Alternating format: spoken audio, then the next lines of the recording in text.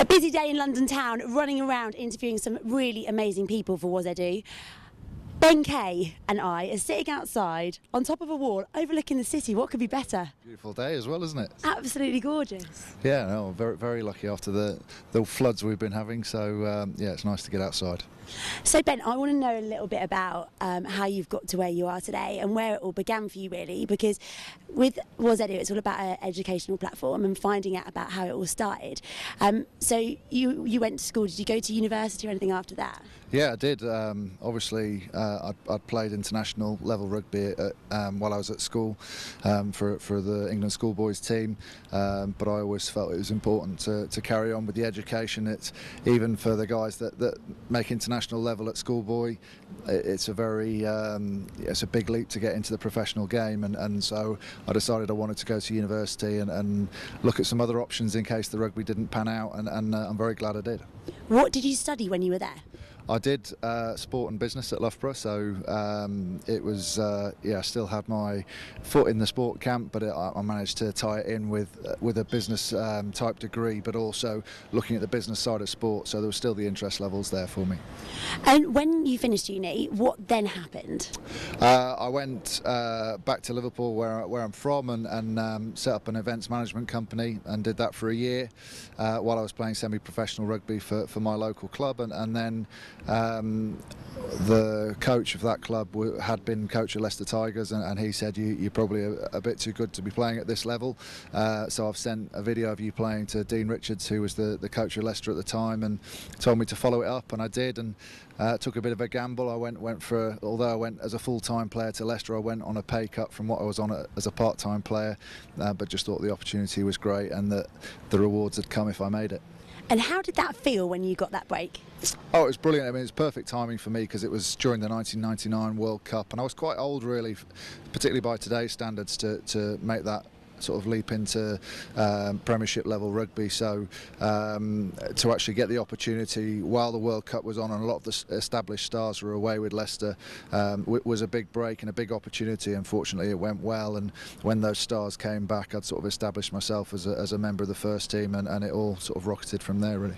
And you've achieved some pretty amazing stuff in your career. Like, what's kept you going and what's kept you driving forward?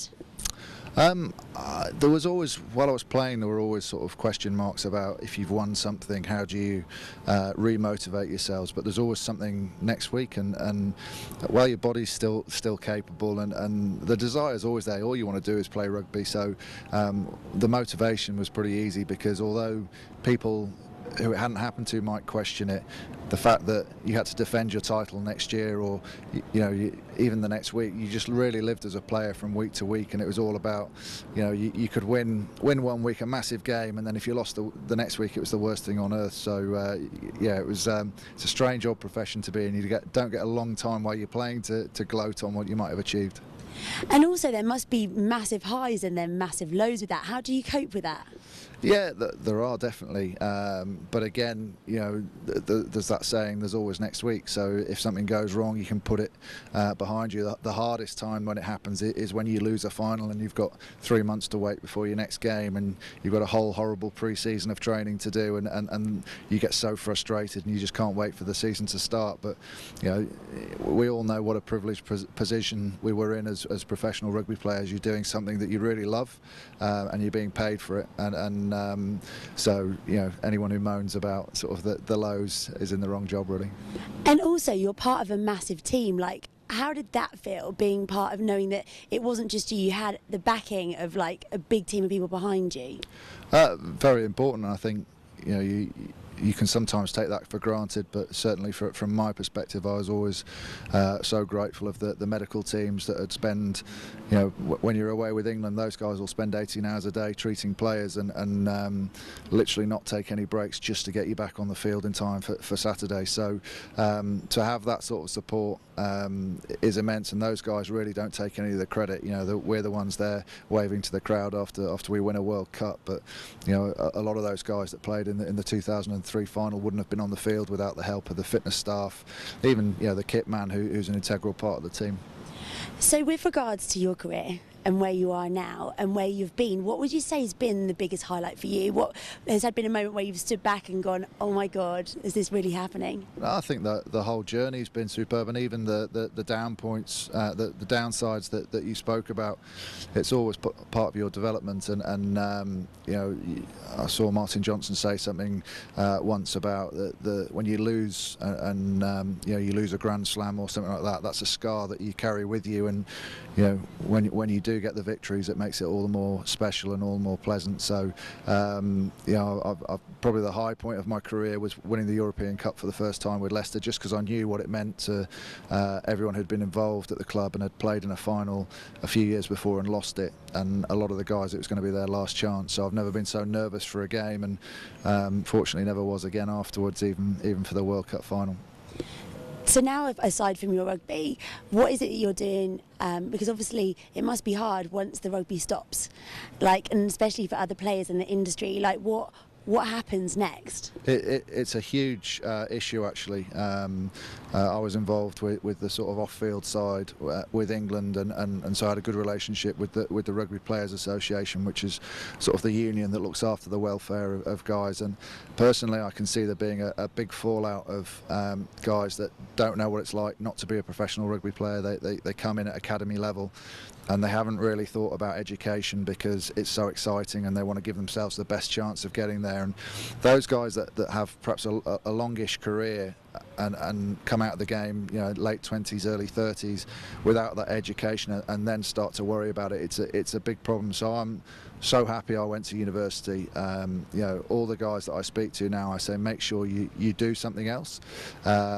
Saracens are one team that spend a lot of time with that, and they make every one of their players do something, have an interest outside rugby, whether it be studying or a job or a trade. They want them to broaden their horizons, and they feel that it'll actually aid their performance. But me personally now, I'm very lucky to have gone into one of the very few media jobs around rugby, and I commentate for ESPN, and I also work with a advertising agency who, to be honest, I've worked with since about 2004, 2005 on my days off, just sort of generating that role and learning the business, so that when I finished it'd be pretty seamless and I could find employment. Happy days. It's worked out very well, yeah.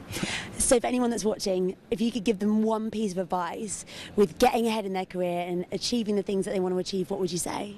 I think for everything you do, it's about enjoying the ride, because if you don't enjoy what you're doing, then you're doing it for the wrong reasons. You need to find something that you're really interested in, and it might take you a long time to find that, but when you actually find it, just throw everything into it. And the other thing I'd say was, while you are deciding, and even when you've decided and you're doing something, just try everything. Spend periods of your life where you don't say no to things and find reasons why you don't want to do it, because the more you try, the more likely a door's likely to open somewhere that's really special. And it could easily have happened to me that I'd stayed at my hometown club and been semi-professional, and it was quite a big gamble to give what I had up there and move down to Leicester, and it really paid off. Ben, thank you so much for taking time to speak to us today. It's Ben Kay for Wozedu.